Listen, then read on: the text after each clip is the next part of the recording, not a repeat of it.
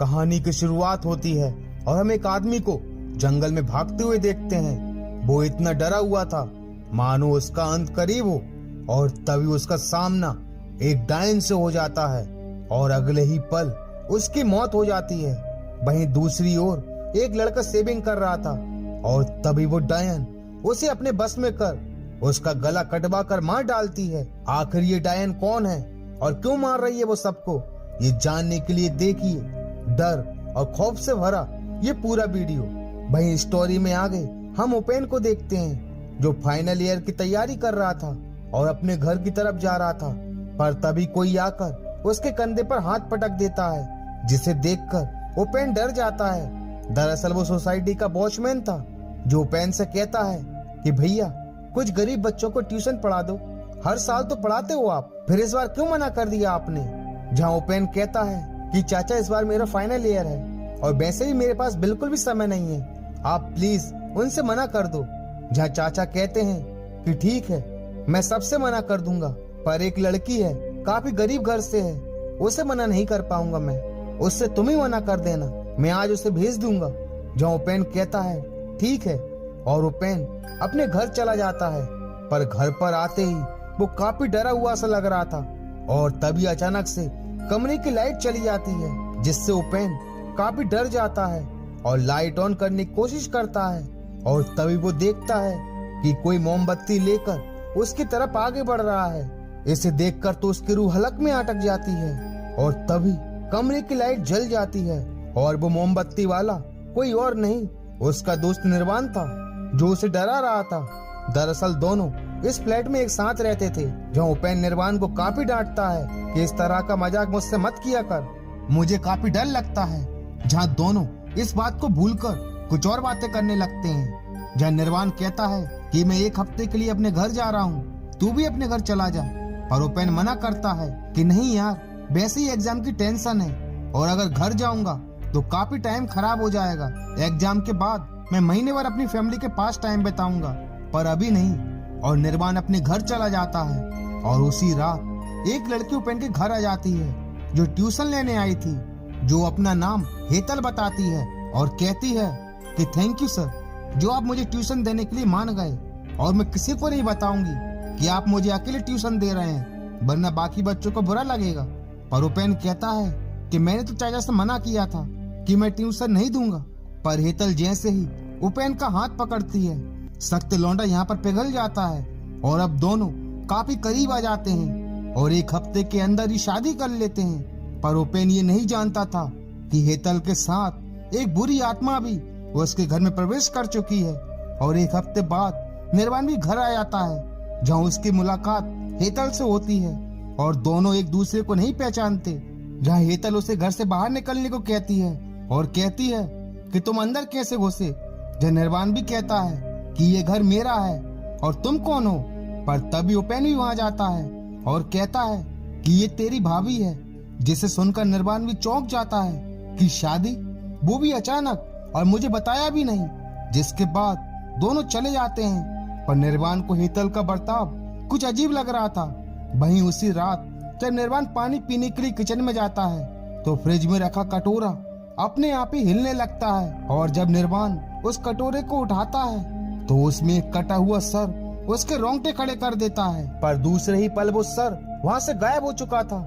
जब निर्वाण को समझ नहीं आता कि जो भी अभी उसने देखा वो क्या था। और उसी रात जब वो सो रहा था तो उसे उपेन के कमरे से कुछ अजीब अजीब सी आवाजें आ रही थी और जब वो जाकर देखता है तो कमरे में कोई नहीं था। पर तभी एक भयानक सी चुड़ैल उसके सामने आ जाती है, जिसे देखकर वो काफी डर जाता है। जहाँ वो चुड़ैल उसके पास आने की कोशिश कर रही थी और निर्वाण तुरंत वहाँ से भागता है और उपेन के पास पहुँच जाता है और कहता है कि भाई मुझे तुझसे जरूरी बात करनी है हेतल के बारे में। तू हेतल को कब से जानता है? जिसे सुनते ही उपेन भड़क जाता है और कहता है कि मैं तुम्हें क्यों बताऊं ये सब, और तू ना हमारी निजी जिंदगी में झांकना बंद कर। हेतल ने मुझे तेरे बारे में सब कुछ बता दिया है कि तू मेरी गैर मौजूदगी में हेतल के करीब आने की कोशिश करता है, कमरे में झांकता है। तू ना दोस्त कहलाने के लायक ही नहीं है, निकल जा हमारी जिंदगी से। और उपेन अपने घर चला जाता है और जब वो सीढ़ियां चढ़ रहा होता है कि तभी वो आत्मा ओपेन को सीढ़ियों से गिरा देती है। वहीं जब निर्वाण घर पहुंचता है तो उसे एक बार फिर से अजीब अजीब सी आवाजें आ रही थी, और जब वो जाकर देखता है तो उसे हेतल का असली रूप दिखाई देता है।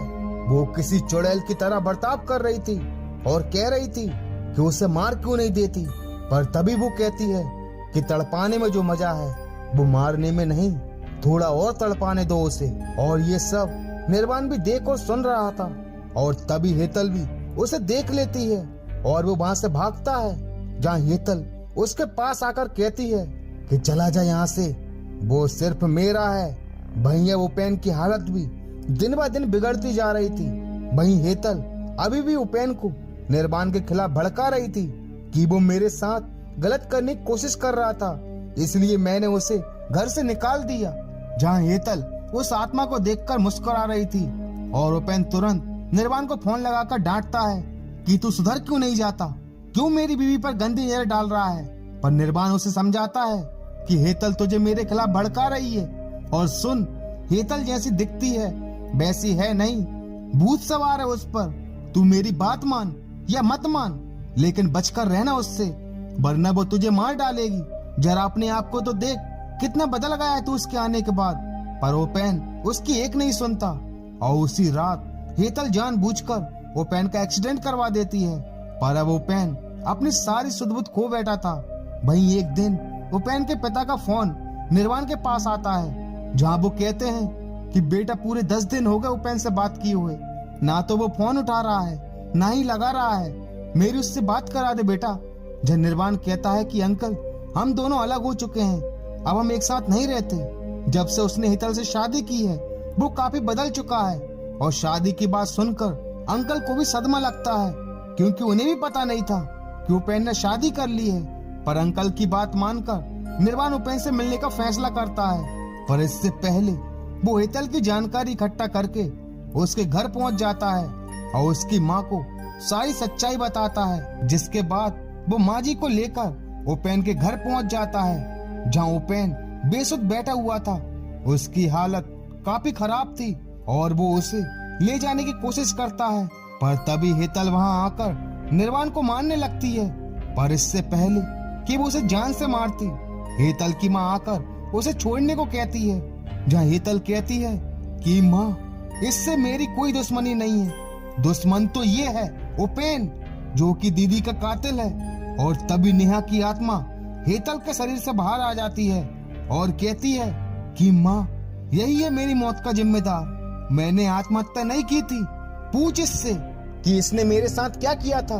जहाँ ओपेन बताता है कि मैं नेहा से प्यार करता था और जल्दी शादी करने वाले थे, पर मेरे दोस्त नेहा और मुझसे जलते थे, और एक दिन उन्होंने मेरे फोन से नेहा को मैसेज करके बुला लिया। उसे तो यही लगा कि मैंने ही उसे बुलाया है। जहाँ मेरे दोस्तों ने उसके साथ जबरदस्ती करने की कोशिश की, और इसी बीच नेहा छत से नीचे गिर गई, पर मैंने अपने दोस्तों का साथ दिया और यही मेरी सबसे बड़ी गलती थी।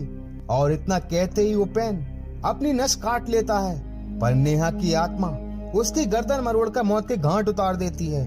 जहाँ उसकी माँ कहती है कि बेटा तेरा बदला पूरा हुआ, अब इस दुनिया को छोड़कर अपनी दुनिया में वापस लौट जा। जिसके बाद नेहा की आत्मा वहां से गायब हो जाती है, और जिन लड़कों को एपिसोड की शुरुआत में मारा गया था वो वही लड़के थे जिन्होंने नेहा के साथ जबरदस्ती करने की कोशिश की थी। और इसी के साथ इस एपिसोड का दी एंड हो जाता है। And thank you so much for watching this video.